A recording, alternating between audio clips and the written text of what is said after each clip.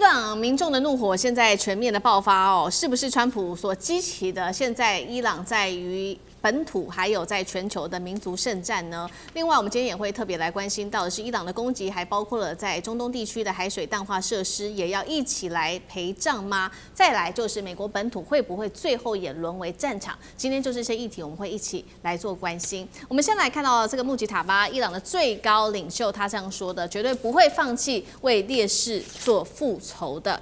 包括了除了穆吉塔巴出來說話之外，還有他們的什葉派最高的宗教權威，就是大阿亞圖拉了，也呼籲國家要一起團結來抵抗。而我們看到這一場戰火在空襲之下，美國跟以色列的空襲之下，已經造成了他們很多很重要的一些歷史文物受到強烈的轟炸，包括了14柱宮，還有阿里卡普宮等等，還有他們的世界文化遺產。伊朗學者是這樣痛批的，他說摧毀他們就是抹除我們的記憶。紐約時報也這樣做的評論。伊朗的民眾看到這一些的文物被轟炸，他們的憤怒已經到達了臨界點，疑似是在蓄意認為他美以的動作疑似是在蓄意摧毀波斯文明的身份的認同。苑老師怎麼看？會不會在這個穆吉塔巴跟他們的重要的最高宗教領袖的這個號召之下，激起伊朗前所未有的一個民族團結？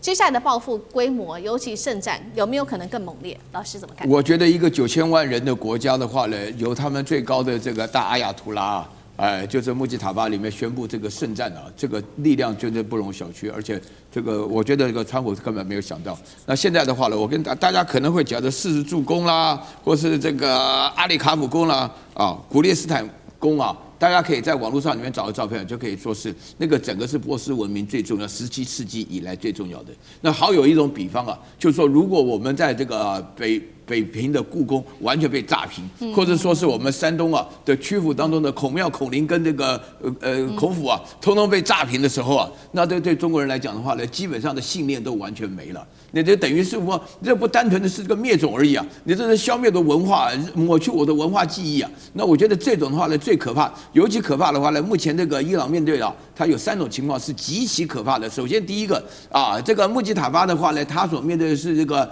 家恨跟國仇都放在一起。所以他宣布聖戰，他是最重要的一個復仇的代表人物，对不對？然後第二點的話呢，就是這個伊朗發覺說，原來你要搞死我，你把我所有的文明中得意的部分，因為大家要了解啊，波斯文明是個3000年的文明啊。我們的哲學史的話呢，就是從這個大家都知道，常常在講修昔底德陷阱啊，叫做佩洛奔尼撒戰爭，就是說在這個過程中，雅典跟斯巴達的話呢，他們共同的敵人就是波斯民族啊，就是亞歷山大大帝的時候所面對的波斯征服，所以說。整個哲學的發展、歷史的發展、西方歷史的發展，都跟這個伊朗今天的伊朗，也就是當年的波斯是完全在一起。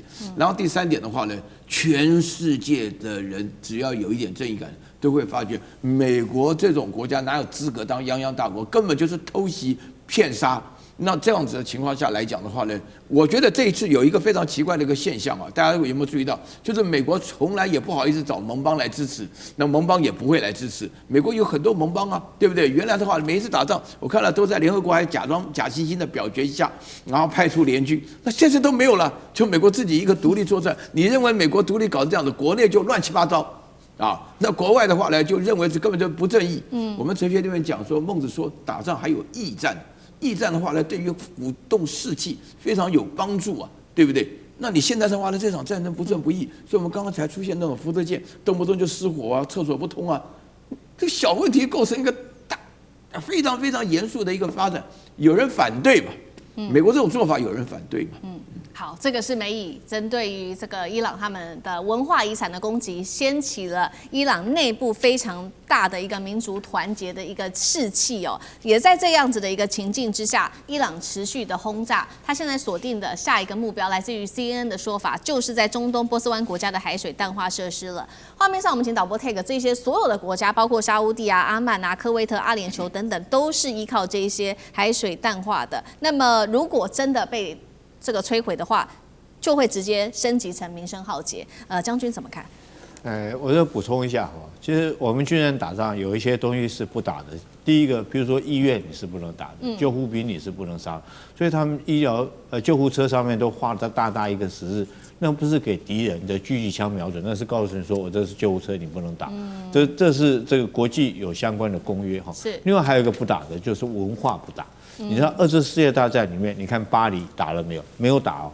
這個巴黎他們就整個城市，當然法國知道也打不過了，他寧可保存他的文化，他整個撤出來。然後這個我們跟這個北平也是一樣，傅作義那時候就不打，就直接撤出來，那是為了保存文化哈。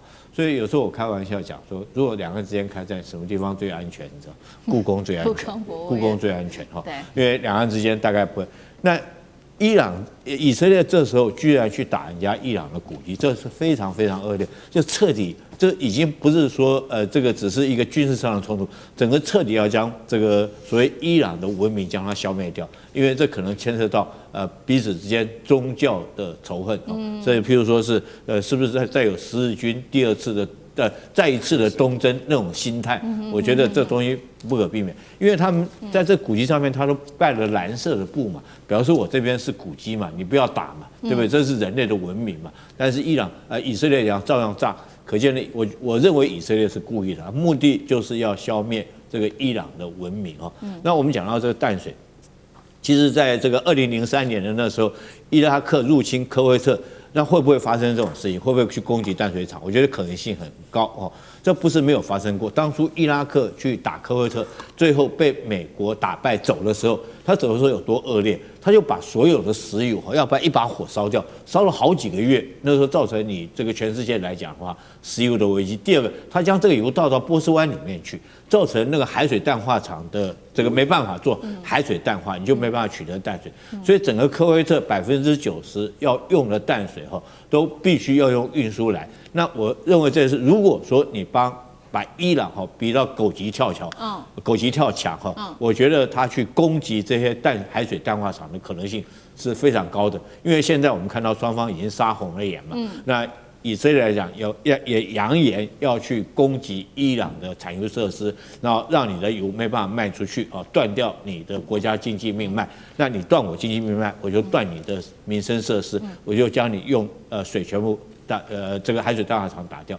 那對伊朗有沒有影響？會不會攻擊伊朗？我跟各位講，伊朗還就是它淡水也缺可是它畢竟它是一個內陸國家，它本身有相關的這個海水有相關的淡水設施，比如說它有地下水它有河水它還有相關水可以飲用，所以它不受這個威脅。但是海灣這邊國家以前他們都是本來就是在沙漠嘛，它大概在還沒有工業化以前，還沒有商業化以前，大概水都還夠用大概挖一些井還夠用。但是你看看现在我们不管講杜拜啦，或者是阿聯酋啦這些工商發展到這種程度包括石油的提煉，包括到旅遊觀光業，你看那用水量有多大？那如果說這個水一旦將你這個海水淡化廠攻擊掉，第一個受傷最重的可能就是觀光產業，你就做不了。第二個當然相關的，包括到科技的產業，包括到石油的產業，都會受到很重的打擊。因為短期之間你沒辦法恢復，人沒有淡水，他就活不下去。所以我覺得，當你這個把伊朗逼到狗急跳牆的時候，他這時候就威脅你，他確實會做這種動作。那當然，如果做到這種情形來講的話，我覺得戰爭確實是已經失控了。好，那狗急跳牆的伊朗，那下一步還會有什麼呢？其實美國現在也在擔心了，會不會引爆的就是在全球多國，包括美國本土被攻擊的聖戰行動。這是來自於 FBI 特別警告的，伊朗可能會用無人機去打美國西岸，也就是對加州來發動攻擊。那現在已經發生在美國當地的事情，包括有校園的槍擊、猶太教堂的槍擊、美國使館遇襲，還有雷根機場出現可疑的爆裂物，全美安全的系統現在已經是高度的戒備了。張將軍怎麼看這些現象？我認為這個是外溢，這是當然這個戰爭的外溢出來會影響到社會層面、百姓的層面，還有美國內部的狀況。那現在，伊朗已經成功轉移，將這一次的戰爭轉移到3個方向。那這3個方向怎麼樣？第一個，這是民主的聖戰。伊朗9000萬人，我們大家這是他要準備對我們這個伊朗實施屠殺，把那個168個小學生被炸死的都做文宣。一個那個他的遺體一個包包的好好的，場面非常的好大而哀戚，這個就是我們講到的伊朗就成功的轉移，這是個心理戰的動員，心理的動員，伊朗也在做了。這就是民族的聖戰，他把它定位成民主聖戰，那讓伊朗都团結起来。現在伊朗裡面內部幾乎已經沒有遊行示威抗議都沒有了，現在大家已經都變成反美的步調去走，這就是定調為民主聖戰。第二個什麼聖戰？宗教聖戰。因為全世界穆斯林人口，因為伊朗是穆斯林的，全世界穆斯林人口總共19億，全世界穆斯林的國家就是以穆斯林為國教的50个，你包含阿拉伯半島，包含北非，包含東南亞，包含我們的。就我們不遠的印尼也是穆斯林的，2億7千萬人口哎，也包括了馬來西亞也是穆斯林國家哎，全世界穆斯林國家，因為穆斯林回教是全世界人類第2大宗教，基督教完畢就是穆斯林，所以它影響力非常大，它定調為宗教聖戰，那不一樣，這19億人口會不會出來？這50個國家會不會出來？都會給美國非常大的壓力，那美國壓力一大，內部就會有一些東西。那第3個，它定調為文化聖戰，因為世界遺產，因為這個伊朗，我們的這波斯文明啊，那波斯文明它有很多世遺，世界遺產，那現在都要被炸毀。他說這個就是一個文化聖戰啊，大家要起來啊。所以這個伊朗成功的把握作為一個心理的動員，會被美國很多大的壓力。那美國外溢成怎麼樣？